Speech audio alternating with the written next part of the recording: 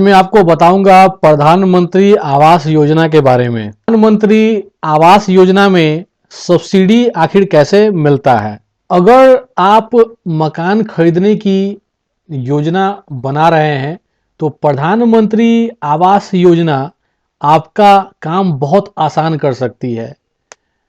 पहले PMAY, जब मैं PMAY बोलता हूं इसका मतलब ये हुआ प्रधानमंत्री आवास योजना, ठीक है।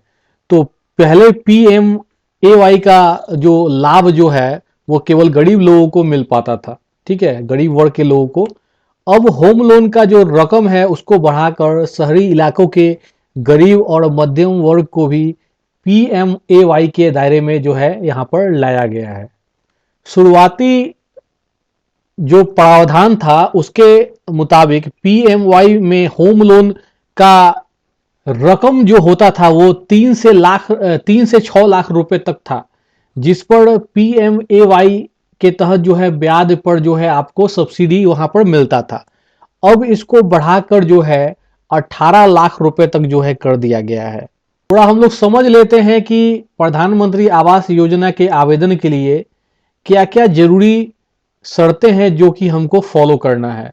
इस योजना का लाभ कौन उठा सकता है, तो PMAY का लाभ उठाने के लिए आवेदक का उम्र जो है 21 से 55 साल जो है होना चाहिए। हालांकि अगर परिवार के मुखिया या आवेदक का जो उम्र है 50 साल से अधिक है तो उसके प्रमुख कानूनी वारिस को होम लोन में शामिल किया जाएगा। तो प्रधानमंत्री आवास योजना का लाभ लेने के लिए आपका जो इनकम है वो कितना होना चाहिए, तो EWS मतलब कि निम्न आर्थिक वर्ग जो होता है उसके लिए आपका सालाना घरेलू जो आमदनी है 3 लाख रुपए तक जो है तय किया गया है। उसके बाद LIG मतलब कि कम आय वर्ग के लिए सालाना आमदनी 3 लाख से 6 लाख के बीच होना चाहिए और सालाना 12 लाख से 18 लाख रुपए तक का जो आमदनी करते हैं जो लोग, वो भी PMAY का जो है लाभ यहाँ पर उठा सकते हैं।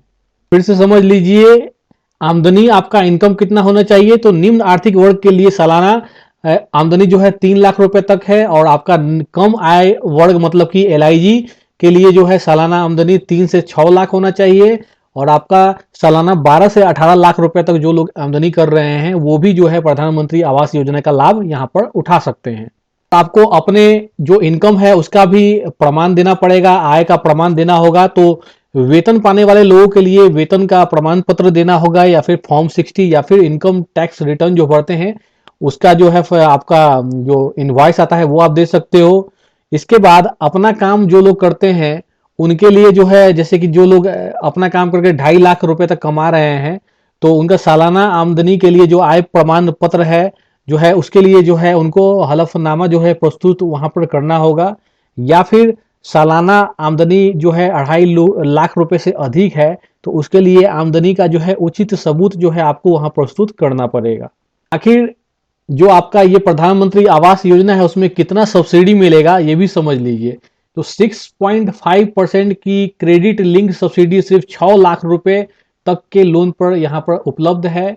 उसके बाद 12 लाख रुपए तक के सालाना कमाई वाले लोग 9 लाख रुपए तक के लोन पर जो है 4% जो है ब्याज सब्सिडी का लाभ उठा सकते हैं।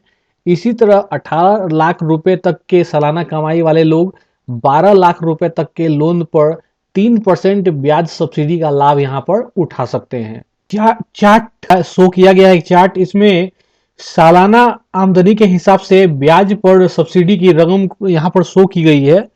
तो आप देख सकते हो पार्टिकुलर्स है मिडिल इनकम ग्रुप और मिडिल इनकम ग्रुप 2। तो यहाँ पर देखिए एनुअल हाउस होल्ड इनकम 6 से 12 लाख और यहाँ पर 12 से 18 लाख, ठीक है। तो इसमें इंटरेस्ट सब्सिडी है 4% और इसके बाद इंटरेस्ट सब्सिडी इसमें है, आप इस ग्रुप में है 3%। Loan tenure eligible for subsidy 20 year और इसमें भी 20 ईयर से। Loan amount eligible for subsidy 9 lakh और इसमें जो है आपका 12 लाख है। Maximum carpet area in square metre है आपका 90 स्क्वायर मीटर और यहाँ पर आपको 110 स्क्वायर मीटर, ठीक है। Maximum carpet area in the square feet जो है 968.5 स्क्वायर फीट और आपका 1184 स्क्वायर फीट, ठीक है। और इसके बाद आपका discount rate for the net present value NPV calculation of interest subsidy 9% है यहाँ पर। ठीक है, तो इसको आप समझ सकते हो, इससे जो है आपको समझ में आ गया होगा कि कैसे आपको जो है ब्याज पर जो है सब्सिडी यहाँ पर मिल रहा है। कहने का मतलब है कि यह 9% के डिस्काउंट रेट पर कैलकुलेट किया जाएगा। किसी सब्सिडी की एनपीवी की गणना करने के लिए आपको लोन के लिए चुकाई जाने वाली राशि और हर मासिक किस्त में ब्याज की रकम पर ध्यान देने की यहाँ पर जरूरत होती है। तो समझ लेते हैं कि कैसे मिलेगा प्रधानमंत्री आवास योजना में सब्सिडी का लाभ, आपको कैसे मिल सकता है। सबसे पहले जो है होम लोन देने वाले संस्थान से सब्सिडी के बारे में आपको बात करना होगा। अगर आप योग्य हैं तो पहले सेंट्रल नोडल एजेंसी को आपका आवेदन भेजा जाएगा। अगर मंजूरी मिल गई तो एजेंसी सब्सिडी की रकम कर्ज देने वाले बैंक को दे देगी। यह रकम आपके लोन अकाउंट में जो है आ जाएगा। अगर आपका सालाना आमदनी 7 लाख है और लोन की रकम 9 लाख है तो आपका सब्सिडी 2.35 लाख रुपए बनेगा। इसे घटाने के बाद जो है आपके लोन की रकम जो है 6.65 लाख रुपए बचेगी। आप इस रकम पर मासिक किस्त जो है आप यहाँ पर भरेंगे। अगर लोन की रकम आपके सब्सिडी की योग्यता से अधिक है तो अतिरिक्त रकम पर आपको समान दर से ब्याज यहाँ पर चुकाना पड़ेगा। प्रधानमंत्री आवास योजना में कुछ आपको सावधानी बरतने की यहाँ पर जरूरत पड़ती है। वास्तव में होम लोन पर ब्याज दर 9% से अलग भी हो सकता है। इस समय जो है एमसीएलआर पर आधारित जो होम लोन की दरें हैं 8.5% के करीब है। इस वजह से ब्याज दर और मासिक किस्त जो है कम हो सकती है। प्रधानमंत्री आवास योजना का लाभ उठाने के लिए योग्यता संबंधी जो है आपको एलिजिबिलिटी को जरूर अच्छे से समझ लेना पड़ेगा। अगर आपके पति या पत्नी या बच्चे के नाम से देश में कहीं भी कोई पक्का मकान है तो आप जो है प्रधानमंत्री आवास योजना का लाभ जो है नहीं उठा सकते हो। धन्यवाद दोस्तों।